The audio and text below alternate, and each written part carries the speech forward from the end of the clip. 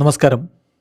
റാഫ്റ്റോ ക്രിക്കറ്റിലേക്ക് എവർക്കും സ്വാഗതം. ICC T20 world cup super 8 ഘട്ടത്തിലേക്ക് കടക്കുകയാണല്ലോ. വളരെ ആവേശത്തോടു കൂടി നമ്മൾ കാത്തിരിക്കുന്ന സൂപ്പർ 8ന് മുന്നോടിയായിട്ട് ഒരു പവർ റാങ്കിങ് അവതരിപ്പിക്കുകയാണ്. മത്സരങ്ങൾ ആരംഭിക്കുന്നതിന് മുമ്പ് നമ്മളൊരു പവർ റാങ്കിങ് അവതരിപ്പിച്ചിരുന്നു. അന്ന് പക്ഷേ നമ്മുടെ പവർ റാങ്കിങ് ആയിരുന്നില്ല, പ്രമുഖ ക്രിക്കറ്റ് മാധ്യമം വിസ്ഡൻ അവതരിപ്പിച്ച പവർ റാങ്കിങ് നിങ്ങളിലേക്ക് എത്തിക്കുകയായിരുന്നു. അന്ന് തന്നെ നമ്മൾ പറഞ്ഞിരുന്നു, മത്സരങ്ങൾ പുരോഗമിച്ച് സൂപ്പർ 8 ഒക്കെ എത്തുമ്പോൾ നമുക്ക് നമ്മുടേതായിട്ടുള്ള പവർ റാങ്കിങ്ങുമായിട്ട് എത്താമെന്ന്. IPL സമയത്തൊക്കെ നമ്മൾ വിശദമായിട്ട് പവർ റാങ്കിങ്ങുമായിട്ട് വരാറുണ്ട്.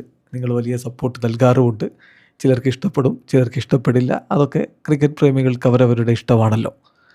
അപ്പോൾ ഇതിൽ പവർ റാങ്കിങ്ങിൽ നമ്മൾ 8 ടീമുകൾ, അതിലേറ്റവും കൂടുതൽ കിരീട സാധ്യതയുള്ള ടീമിന് 1ാം റാങ്കായിരിക്കും. സാധ്യത കുറഞ്ഞ ടീമുകൾ അങ്ങനെ താഴേക്ക് വരും. 8 ടീമുകളിൽ 8ാം സ്ഥാനത്തുള്ള ടീമിനായിരിക്കും ഏറ്റവും കുറഞ്ഞ കിരീട സാധ്യത. ഇപ്പോൾ ഈ ഗ്രൂപ്പ് സ്റ്റേജിലെ പ്രകടനങ്ങളും അവരുടെ ടീം കോമ്പിനേഷനും ഈ കണ്ടീഷനുകളോട് അവർക്ക് എങ്ങനെ പൊരുത്തപ്പെടാൻ പറ്റുമെന്നതൊക്കെ പരിഗണിച്ചുകൊണ്ടുണ്ടാക്കിയ ഒരു പവർ റാങ്കിങ് ആണ്. എൻ്റെ ക്രിക്കറ്റ് നിരീക്ഷണങ്ങളായിരിക്കില്ല നിങ്ങളുടേത്. നിങ്ങൾക്ക് വ്യത്യസ്ത അഭിപ്രായങ്ങളുണ്ടാവും. അത് മാന്യമായി നല്ല രൂപത്തിൽ കമൻറ്റ് ബോക്സ് രേഖപ്പെടുത്തുക. ക്രിക്കറ്റ് മാന്യന്മാരുടെ കളിയാണല്ലോ, ജെൻറ്റിൽമെൻസ് ഗെയിമാണ്. അപ്പോൾ അതനുസരിച്ച് തന്നെ വേണം അതിനെക്കുറിച്ചുള്ള നമ്മുടെ ചർച്ചകളും മുന്നോട്ട് പോകാൻ. ഏതായാലും വിസ്ഡൻ്റെ അന്ന് നമ്മൾ ഗ്രൂപ്പ് സ്റ്റേജിന് മുമ്പ് അവതരിപ്പിച്ച പവർ റാങ്കിങ്ങിൽ ആദ്യ 10 സ്ഥാനത്ത് ആരൊക്കെയാണ് ഉണ്ടായിരുന്നത് നോക്കാം. 20 ടീമുകളുടെ റാങ്കിങ് ഉണ്ടായിരുന്നു, പോയല്ലോ, എല്ലാവരും പുറത്തു പോയതുകൊണ്ട് ഇനി അവരെ നമ്മൾ എടുക്കുന്നതിൽ കാര്യമില്ല. അപ്പോൾ 10 ടീമുകൾ നമ്മൾ എടുക്കാൻ കാരണം അന്ന് 10ാം സ്ഥാനത്തായിരുന്നു സിംബാബ്വെ. അതുകൊണ്ടാണ് അന്ന് പവർ റാങ്കിങ്ങിൽ 1ാമത് ഇന്ത്യ, 2 ഓസ്ട്രേലിയ. പക്ഷെ അപ്പോഴേ നമ്മൾ പറഞ്ഞിരുന്നു നമ്മുടെ ഒരു അഭിപ്രായത്തിൽ 4ാമതോ 5ാമതോ ഓസ്ട്രേലിയ വരുന്നുള്ളൂ എന്ന്. 2 Australia, 3 England, 4 New Zealand, 5 Pakistan, 6 south Africa, 7 Sri Lanka, 8 west Indies, 9 Afghanistan, 10 Zimbabwe. അപ്പോൾ ഈ പവർ റാങ്കിങ് ഉള്ള ഈ 10 ടീമുകളിൽ ഇപ്പോൾ പുറത്തു പോയത് 2 ടീമുകൾ മാത്രമാണ്, ഓസ്ട്രേലിയയും അഫ്ഗാനിസ്ഥാനും. ഓസ്ട്രേലിയയുടെ പുറത്തുപോക്കൊരു വലിയ നിരാശ ആരാധകർക്കുണ്ടെങ്കിലും ക്രിക്കറ്റ് നിരീക്ഷകർ അത്ര വലിയ ഞെട്ടലായി പറയുന്നില്ല. അത്ര വലിയ ഒരു ടീമും കൊണ്ടല്ല അവർ വന്നത്. പരിക്കിൻ്റെ പ്രശ്നങ്ങളൊക്കെ അവർ വല്ലാതെ വലച്ചിരുന്നു. ടീം കോമ്പിനേഷനിൽ പ്രശ്നങ്ങൾ ഉണ്ടായിരുന്നു. ഓസ്ട്രേലിയയുടെ T20യിലെ പ്രകടനങ്ങൾ ഇങ്ങനെയൊക്കെ തന്നെയാണ്.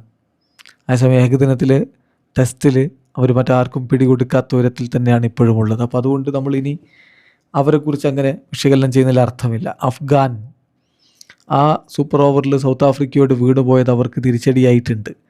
അല്ലെങ്കിൽ അവരും കണ്ടേനെ സൂപ്പർ 8 എന്നൊരു ഫീലിംഗ് മിക്ക ആളുകൾക്കുമുണ്ട്. എന്തായാലും ജൊനാഥൻ ട്രോട്ട് പടിയിറങ്ങുകയാണ് പരിശീലക സ്ഥാനത്ത് നിന്ന്. ഇനി നമ്മുടെ പവർ റാങ്കിങ്ങിലേക്ക് വന്നാൽ നമ്മൾ 8ാം സ്ഥാനത്താണ്. അതിനുമുമ്പ് ഒരു കാര്യം കൂടി, സൂപ്പർ 8ന് വളരെ ഇൻട്രസ്റ്റിംഗ് ആയിട്ടുള്ളൊരു കാര്യമുണ്ട്.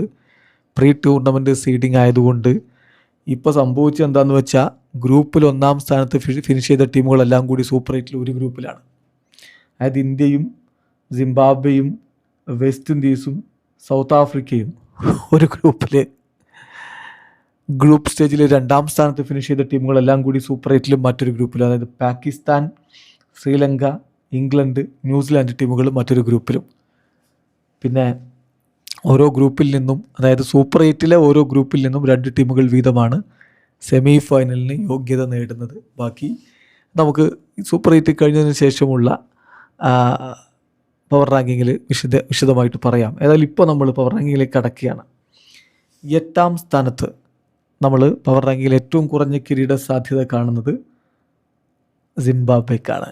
ഗ്രൂപ്പ് ബിയിൽ അവർ 2ാം സ്ഥാനത്താണ്. ഓസ്ട്രേലിയയെ തോൽപ്പിച്ചതല്ലേ, ശ്രീലങ്കയെ തോൽപ്പിച്ചതല്ലേ, അതൊക്കെ ശരി തന്നെയാണ്. പക്ഷേ ഇനിയിപ്പോൾ ഇന്ത്യയോടും അതുപോലെ സൗത്ത് ആഫ്രിക്കയോടുമൊക്കെ വിജയിച്ച് ഗ്രൂപ്പിൽ നിന്ന് അവർ സെമി കാണാനുള്ള സാധ്യത കുറവാണ് എന്നുള്ള ഒരു വിലയിരുത്തലിൻ്റെ അടിസ്ഥാനത്തിലാണ് നമ്മൾ ഇങ്ങനെ ഒരു പവർ റാങ്കിങ്ങിൽ പറയുന്നത്. 8ാം സ്ഥാനത്ത് സിംബാബ്വെ. പിന്നെ സിംബാബ്വെ ഈ പ്രതീക്ഷകളെയൊക്കെ മാറ്റിമറിച്ചുകൊണ്ട് മുന്നോട്ട് കയറി വന്ന ടീമാണ്. അപ്പോൾ എന്തും സംഭവിക്കുക, അതാണ് ക്രിക്കറ്റിൻ്റെ ബ്യൂട്ടിയും. പക്ഷേ ഇപ്പോൾ ക്യാപ്റ്റൻ സിക്കന്ദർ റസയുടെ ഒക്കെ മികവ് നമ്മൾ കാണാതെ പോകുന്നതല്ല. നിലവിൽ അവരുടെ ഗ്രൂപ്പിൽ നിന്ന് മുന്നോട്ട്, സൂപ്പർ 8ൽ നിന്ന് മുന്നോട്ട് പോകാനുള്ള സാധ്യത കുറവാണ് എന്നാണ് നമ്മുടെ ഒരു നിരീക്ഷണം. 8ാം സ്ഥാനത്ത് സിംബാബ്വെ.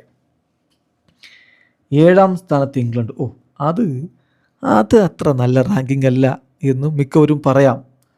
അവർക്ക് അവരുടേതായിട്ടുള്ള കാരണങ്ങളുണ്ടാവും, അതവർ വിശദീകരിക്കട്ടെ. നമുക്ക് നമ്മുടേതായിട്ടുള്ള കാരണങ്ങളുണ്ട്, അത് നമ്മളും വിശദീകരിക്കാം.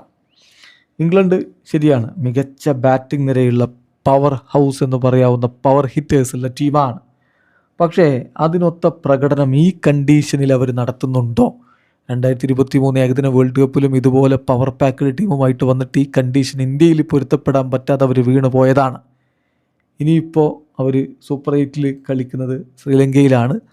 അവിടുത്തെ സ്പിൻ സാഹചര്യങ്ങളോട് എങ്ങനെ അവരുടെ ടീം പൊരുത്തപ്പെടും, കൈകാര്യം ചെയ്യും, അതൊക്കെയാണ് ഇമ്പോർട്ടൻ്റ്.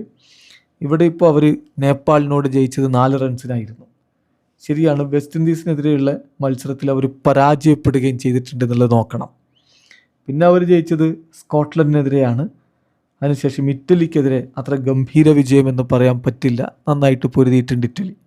എല്ലാം കൂടി നോക്കുമ്പോൾ അത്ര വളരെ കൺവിൻസിങ് ആയിട്ട് മുന്നോട്ട് പോയൊരു ടീമല്ല ഇംഗ്ലണ്ട് എന്നുള്ളൊരു ഫീലിംഗ് ആണ് എനിക്കുള്ളത്. ബട്ട് സ്റ്റിൽ അവർക്ക് വളരെ പവർ പാക്കഡ് ആയിട്ടുള്ള ബാറ്റിംഗ് ലൈനപ്പ് ഉണ്ടെന്നും ആദിൽ റഷീദിനെ പോലെ പരിചയസമ്പന്നനായ സ്പിന്നർ ഉണ്ടെന്നും ഒക്കെ ഞാൻ പരിഗണിച്ചിട്ടുണ്ട്. മുന്നോട്ട് പോവില്ല എന്നൊന്നും പറയാൻ പറ്റില്ല. പക്ഷേ നമ്മുടെ പവർ റാങ്കിങ്ങിൽ അവർക്ക് സാധ്യത കുറവാണ്. 7ാം സ്ഥാനത്താണ് അവരുള്ളത്. 6ാം സ്ഥാനത്താണ് പാകിസ്ഥാൻ. ടീം ഇന്ത്യയോട് പരാജയപ്പെട്ടതൊഴിച്ചാൽ ബാക്കി എല്ലാ മത്സരങ്ങളും അവർ വിജയിച്ചിട്ടുണ്ട്. മുന്നോട്ട് പോകാനുള്ള സാധ്യത നമുക്ക് തള്ളിക്കളയാനും പറ്റില്ല. സാഹചര്യങ്ങളോട് ഇപ്പോൾ അവർക്ക് കൂടുതൽ പരിചയമുണ്ട്. കാരണം ശ്രീലങ്കയിൽ തന്നെയാണല്ലോ അവരുടെ ഗ്രൂപ്പ് സ്റ്റേജ് മത്സരങ്ങളൊക്കെ നടന്നത്. അപ്പോൾ അത് വെച്ച് നോക്കുമ്പോൾ ആ ഒരു അഡ്വാൻറ്റേജും അവർക്കുണ്ട്. നമീബിയക്കെതിരെ പടുകൂറ്റൻ ജയമായിരുന്നു. പക്ഷേ ഇന്ത്യക്ക് മുന്നിൽ അവർ കളി മറക്കുന്ന കാഴ്ച നമ്മൾ കണ്ടു. എന്നാൽ നെതർലൻഡ്സിനോട് അവർ കഷ്ടിച്ചാണ് രക്ഷപ്പെട്ടത്. ഫഹീം അഷ്റഫിൻ്റെ ഹീറോയിക്സിൽ അങ്ങ് ജയിച്ചു പോയതാണ് എന്നതും മറക്കേണ്ടത്. അപ്പോൾ പാകിസ്ഥാൻ ക്രിക്കറ്റ് ടീം പതിവ് പോലെ തന്നെയാണ്, അതായത് ഇൻകൺസിസ്റ്റൻ്റ് ആണ് പെർഫോമൻസിൽ. അതിന് മറ്റാരെയും കുറ്റപ്പെടുത്തിയിട്ട് കാര്യമില്ല. അവർ തന്നെ ആ വിഷയത്തിൽ സ്വന്തമായിട്ട് തീരുമാനമെടുത്ത് താരങ്ങളുടെ നെർവസ്നെസ് എങ്ങനെ ഹാൻഡിൽ ചെയ്യാൻ പറ്റും എന്നത് അനുസരിച്ചായിരിക്കും അവരുടെ പ്രകടനത്തിൻ്റെ മുന്നോട്ടുള്ള പോക്ക്. അതുകൊണ്ട് തന്നെ പാകിസ്ഥാൻ നമ്മൾ വെറും 6ാം സ്ഥാനം മാത്രമാണ്. ശ്രീലങ്ക നമ്മുടെ മനസ്സ് കവർന്നിട്ടുണ്ട്, അതിലൊരു തർക്കവും വേണ്ട. അവർ ഓസ്ട്രേലിയയെ തോൽപ്പിച്ച രീതി, പത്തുൻ നിസാങ്ക കളിച്ച രീതിയൊക്കെ ഹൃദയത്തിൽ ഇടം പിടിച്ചതാണ്. പക്ഷേ പരിക്ക് അവരെ വലക്കുന്നില്ലേ? ഓൾറെഡി അവർക്ക് ഹസരംഗ എന്ന ഒരു കിടിലൻ പ്ലെയറെ നഷ്ടമായതല്ലേ? കൂടാതെ പതിരാനെ ഇപ്പോൾ പുറത്തു പോയിരിക്കുകയാണല്ലോ. എങ്കിലും സ്വന്തം മണ്ണിൽ സ്വന്തം സാഹചര്യത്തിൽ അവർക്ക് മികവ് കാണിക്കാൻ പറ്റുമെന്ന പ്രതീക്ഷയിൽ തന്നെയാണ് ആരാധകരുള്ളത്. പക്ഷേ ഇന്നലെ സിംബാബ്വെ പണി കൊടുക്കുന്നതും നമ്മൾ കണ്ടിട്ടുണ്ട്. ഏതായാലും ശ്രീലങ്കക്ക് നമ്മൾ 5ാം സ്ഥാനമാണ് കൊടുക്കുന്നത്. 4ാം സ്ഥാനത്ത് പവർ റാങ്കിങ്ങിൽ 4ാം സ്ഥാനത്ത് സൗത്ത് ആഫ്രിക്ക. അതെന്ത് പരിപാടിയാണോ? സൗത്ത് ആഫ്രിക്ക അവരുടെ ഗ്രൂപ്പിലെല്ലാം കളിച്ച് ജയിച്ച് മികച്ച രൂപത്തിൽ വരുന്ന ടീമല്ല. അല്ലെങ്കിലും തനിക്ക് സൗത്ത് ആഫ്രിക്കയോടൊരു കുശുമ്പുണ്ട് എന്നൊക്കെ കമൻറ്റ് വരാം. ഓസ്ട്രേലിയയെ പറ്റി പറയുമ്പോൾ അങ്ങനെ വരാറുണ്ടല്ലോ. സാധ്യത അവിടെ ഉണ്ടായിക്കോട്ടെ. പക്ഷേ ഇപ്പോൾ നോക്കുക, ഈ ഗ്രൂപ്പിൽ നിന്ന് മുന്നോട്ട് പോകാൻ അത്ര എളുപ്പമുള്ള കാര്യമല്ല. അതുകൊണ്ടാണ് ഗ്രൂപ്പിൽ നിന്ന് 2 ടീമുകളാണ് മുന്നോട്ട് പോകാൻ സാധ്യതയുള്ളൂ എന്നതുകൂടി പരിഗണിച്ചിട്ടാണ് നമ്മളത് പറയുന്നത്. ഏതായാലും സൗത്ത് ആഫ്രിക്ക ഇപ്പോൾ അവർ ന്യൂസിലാൻഡിനെതിരെ മികച്ച വിജയം അവരുടെ ഗ്രൂപ്പ് സ്റ്റേജിൽ അവർ വിജയിച്ചിട്ടുണ്ടായിരുന്നു എന്നുള്ളത് മറക്കുന്നില്ല. മികച്ച വിജയം അവരുടെ മത്സരങ്ങളിലൊക്കെ അവർ വിജയിച്ചിട്ടുണ്ട്. UAEക്കെതിരെ അവർ തകർപ്പൻ വിജയം സ്വന്തമാക്കിയിട്ടുണ്ടായിരുന്നു. പിന്നെ അഫ്ഗാനിസ്ഥാനെതിരെ ആണ് കളി നമ്മൾ കണ്ടത്.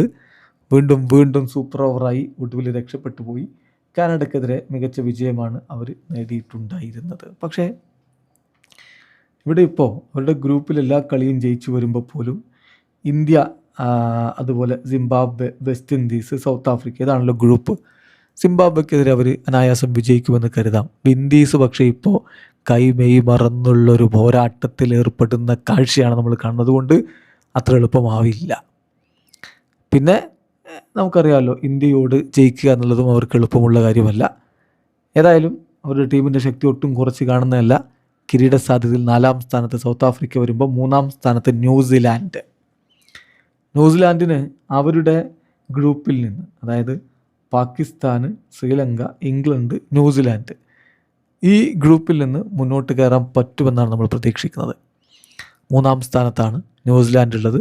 കിവീസിൻ്റെ താരങ്ങൾ മികവ് കാണിച്ചു കഴിഞ്ഞാൽ ശ്രീലങ്കയിലെ സാഹചര്യത്തിൽ അവർക്ക് മുന്നോട്ട് പോകാൻ പറ്റേണ്ടതാണ്. അതിനുള്ള കോപ്പ് അവരിലുണ്ട്. 2ാം സ്ഥാനത്ത് വെസ്റ്റ് ഇൻഡീസ് ലോക ക്രിക്കറ്റിലെ അവരുടെ പഴയകാല പ്രതാപം തിരികെ പിടിക്കാനുള്ള ശ്രമത്തിലാണുള്ളത് എന്നുള്ളത് വളരെ വ്യക്തമാണ്. 4 കളി 4 വിജയിച്ച് 8 പോയിൻറ്റോടെ അവരുടെ ഗ്രൂപ്പിൽ 1-ാം സ്ഥാനത്തായിട്ടാണ് അവർ ഫിനിഷ് ചെയ്തിരുന്നത്. ഗ്രൂപ്പ് സ്റ്റേജിൽ അവർ ഇറ്റലിക്കെതിരെ 42 റൺസിന് ജയിച്ചു. നേപ്പാൾ എല്ലാവരെയും വിറപ്പിക്കാൻ വന്ന നേപ്പാളിനെ 9 വിക്കറ്റിന് അവർ തകർത്തങ്ങ് തരിപ്പണമാക്കി. ഇംഗ്ലണ്ടിനെതിരെ കൺവിൻസിംഗ് ആയിട്ട് 30 റൺസിന് വിജയിച്ചു. സ്കോട്ട്ലൻഡിനെതിരെ കൺവിൻസിംഗ് ആയിട്ട് 35 റൺസിന് ജയിച്ചു. ചുരുക്കത്തിൽ നല്ല രൂപത്തിലാണ് അവർ പോകുന്നത്. അതിനൊരു തുടർച്ച നമ്മൾ പ്രതീക്ഷിക്കുകയും ചെയ്യുന്നുണ്ട്. കിരീട സാധ്യതയിൽ നമ്മൾ അവർക്ക് 2-ാം സ്ഥാനം കൊടുക്കുമ്പോൾ ഒന്നാമത് ആരാന്നൊരു ചോദ്യമേ ഇല്ലല്ലോ. ഇന്ത്യൻ സാഹചര്യത്തിൽ നമ്മൾ മിന്നും പ്രകടനം നടത്തിക്കൊണ്ടിരിക്കുമ്പോൾ വരുൺ ചക്രവർത്തിയും ജസ്പ്രീത് ബുംറയും വജ്രായുധങ്ങളായിട്ട് നമുക്ക് ബൗളിങ്ങിൽ ഉണ്ടാകുമ്പോൾ മിന്നും ഫോമിൽ ശിവൻ ദ്യൂബയും അതുപോലെ തന്നെ സൂര്യകുമാർ യാദവും ഈശാൻ കിഷനും ഒക്കെ ഉള്ളപ്പോൾ നമ്മളെ പരാജയപ്പെടുത്തുക എന്നുള്ളത് ആർക്കും അത്ര എളുപ്പമുള്ള കാര്യമല്ല. ചെറിയ ചെറിയ ആശങ്കകൾ അവിടെ ഇവിടെയൊക്കെ ഉണ്ട്. നമ്മുടെ ബാറ്റിങ്ങിൻ്റെ കാര്യത്തിൽ ഓപ്പണിംഗ് കൂട്ടുകെട്ട് അത്രയങ്ങ് ക്ലിക്കാവുന്നില്ല. അഭിഷേകിൻ്റെ ഫോം ഔട്ട് ഒരു പ്രശ്നമാണ്. തിലക് വർമ്മ റണ്ണേ ബോളേ കളിക്കുന്നുള്ളൂ എന്നൊക്കെ പലരും പറഞ്ഞു. പക്ഷേ സാഹചര്യങ്ങൾക്കനുസരിച്ചുള്ള കളിയാണ്. അദ്ദേഹം അവിടെ തുടരുമെന്ന് തന്നെ പ്രതീക്ഷിക്കണം. സോ അവിടെ ഇവിടെ ചെറിയ അല്ലറ ചില്ലറ ഇഷ്യൂസ് ഉണ്ടാകാം. അത് ഇമ്പ്രൂവ് ചെയ്യപ്പെടും. വരും മത്സരങ്ങളിൽ കൂടുതൽ കരുത്തിലേക്ക് ടീം മാറുമെന്ന് തന്നെ കരുതാം. നമ്മുടെ പവർ റാങ്കിൽ 1-ാം സ്ഥാനത്ത് നമ്മൾ പറയുന്നത് തീർച്ചയായിട്ടും ടീം ഇന്ത്യയാണ്. വളരെ പെട്ടെന്ന് പവർ റാങ്കിങ് ഒരിക്കൽ കൂടി ഒന്ന് പറയാം. 1 India, 2 west Indies, 3 New Zealand, 4 south Africa, 5 Sri Lanka, 6 Pakistan, 7 England, 8 Zimbabwe. നിങ്ങൾക്ക് വ്യത്യസ്ത അഭിപ്രായങ്ങൾ ഉണ്ടാവും. കിരീട സാധ്യതയിൽ മുന്നിൽ ടീം ഇന്ത്യയാണെന്ന് ഞാൻ ഇപ്പോഴും പറയും. നിങ്ങളുടെ അഭിപ്രായങ്ങൾ കമൻറ്റ് ബോക്സിൽ രേഖപ്പെടുത്തുക. വീഡിയോ അവസാനിക്കുന്നു. ക്രിക്കറ്റ് ലോകത്ത് കൂടുതൽ വിശേഷങ്ങളുമായി റാഫ് ടോക്സ് എത്താം.